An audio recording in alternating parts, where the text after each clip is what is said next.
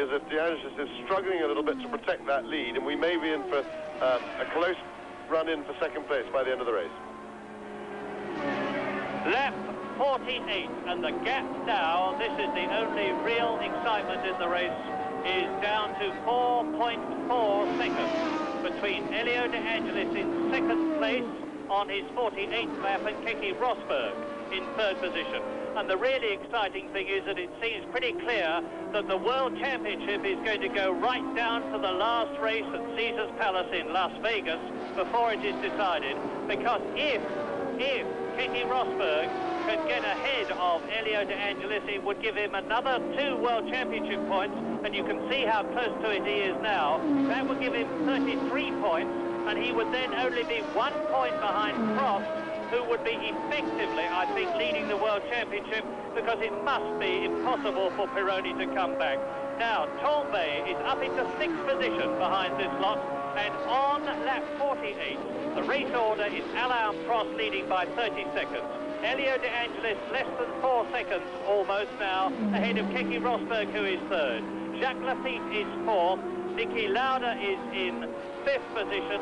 Patrick Tambay is 6th ahead of Baldi, 7th. Serra is 8th, and John Watson is out of the race now, so there are only 8 runners on lap 49 in this 53-lap race. Here is the battle for second place, and that is Prost's car. The Renault is in flames. The race leader is out. Alain Prost, it's happened yet again. First of all, Arnoux out, now Prost out, and we're going to have Elio De Angelis or Keke Rosberg winning the Austrian Grand Prix. What incredible drama. Well, there we go, and that looked like blown turbochargers. Alain Prost very disappointed, very angry with the car, and I have to say that I think it might be quite coincidental. On the other hand, it might be well relevant that what I was saying just a little while ago about Renault not trusting their drivers to give them a boost knob, which, as well as being good for reliability in the race, is also good to be able to turn it up just to pass somebody, to get a little bit of extra power when needed. If you don't trust your driver, you ask for trouble, and I have to say that if he turned his boost down by the equivalent of, say, 50 horsepower, and there is Tambay going through past Lauda into now third place. So Patrick Tambay is really scoring the points as the leaders drop out. That was Tambay third. Lauda briefly went into third with Prost's demise, now sharply pushed back down to fourth. And of course Rosberg is now catching De Angelis, and they're racing for the lead. But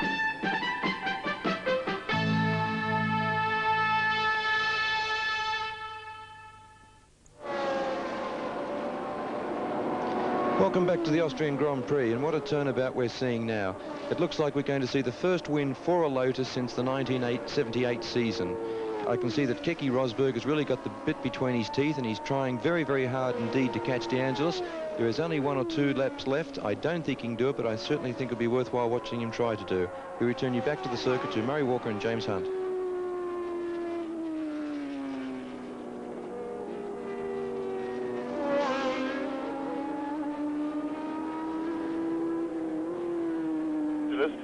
I was watching him through the corners. He's driving very smoothly and very well. And at the moment, he looks to be handling things extremely well, because it's a moment of great pressure.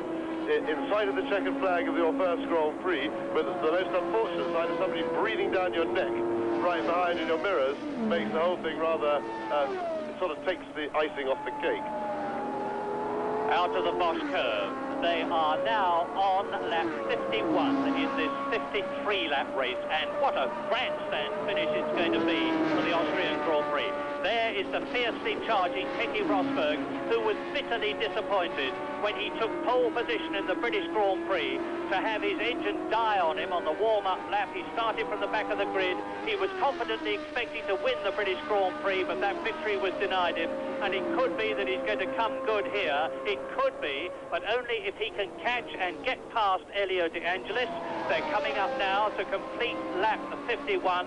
Lafitte is still third, Tambay fourth, Lauda fifth, Baldi and the Arrows sixth, and the gap between De Angelis and Rosberg is now down to 2.2 seconds as they go into the Heller Licht chicane. That is third gear as they come out of it. accelerate away up to 175 miles an hour towards the Glatz curve.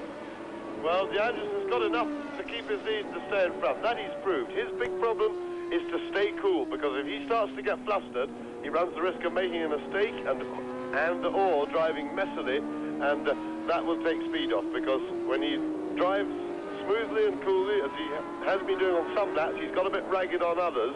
When he drives it smoothly, he keeps his lead in front of Rosberg, but Rosberg is steadily chipping away, and he looks to be just that little bit closer as they come down to go on round the Bosch curve for the penultimate time. He's got a lap and a half to go. Yes, and I am quite sure that when Keke Rosberg catches De Angelis, not if, he's going to catch him, but when he catches him, Elio De Angelis is without doubt going to have the widest car on the circuit. He will be going into the corners as wide as possible. He will be keeping Rosberg back as much as he possibly can, and even somebody as determined as Keke Rosberg, and he's probably the most determined driver on the track, is going to have all his time cut out to get past Elio De Angelis. But they're coming up to back markers. They're coming through now to complete lap 52 and into the last lap in this race, and the gap as they do that is 1.64 seconds. Yes, well, I don't think if De Angelis keeps cool, he's not going to have to get wide, because he's got enough lead to keep it, to just keep the gap going. But Rosberg is really charging, but De Angelis has got just about enough air to keep that gap for the rest of the lap. But what an exciting finish of the Grand Prix. Rosberg is imperceptibly closing. Any minute now, Rosberg coming in fast into the corner. He's giving it everything. And now, if Rosberg is close enough, he'll be beginning to feel the effect of the tow from De Angelis' car. He is, in fact, close enough. And now Rosberg's in position just about to have a go. He is going to be able to catch him before the end of the lap. Fantastic finish. Well, let's see. Rosberg right with De Angelis now. One of these two is going to win the Austrian Grand Prix. They go into the Bosch curve for the last time. I can tell you that the whole Lotus team and the whole Williams team are crowding the pit rails. It's going to be one of the closest Grand Prix finishes for a long, long time. Into the Texaco bends, 140 miles an hour. On the left, De Angelis leading, on the right, Rosberg second. Well, Rosberg's only chance is a do-or-die manoeuvre into the last corner, and he's coming out quicker through there. He's getting the tow. Can he get inside now? De Angelis taking the inside line, Rosberg getting the tow. Rosberg should try the outside. Oh, it's fantastic stuff. De Angelis kept him well blocked. That's very excusable on the last lap, but Rosberg's coming at him. He's going to finish side by side, and De Angelis has just held it. Up goes Elio De Angelis' hand, and the young Roman has won his first Grand Prix, and he has put the hard-trying John Player Special Lotus team back into contention again.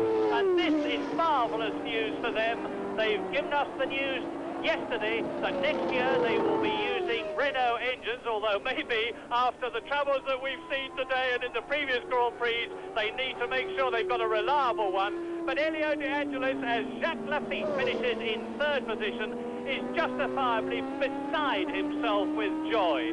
He has sometimes been accused of being more of a playboy than a racing driver, but he has proved today that that is certainly not the case.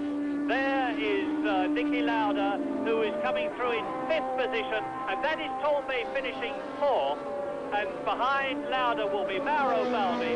So Elio De Angelis has won his first Grand Prix, the Austrian Grand Prix, by less than half a car's length from Keke Rosberg.